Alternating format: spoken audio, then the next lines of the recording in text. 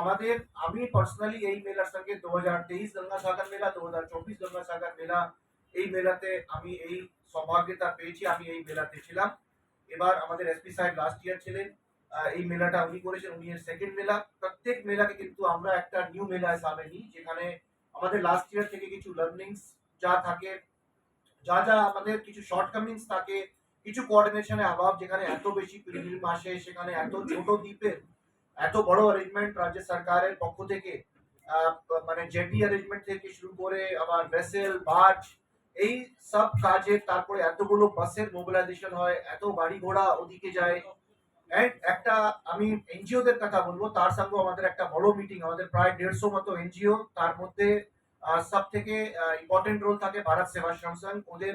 প্রায় 10,000 ভলেন্টিয়ার, কিন্তু ওরা বার জেটি আর এখানে ভলেন্টিয়াররা দেয়।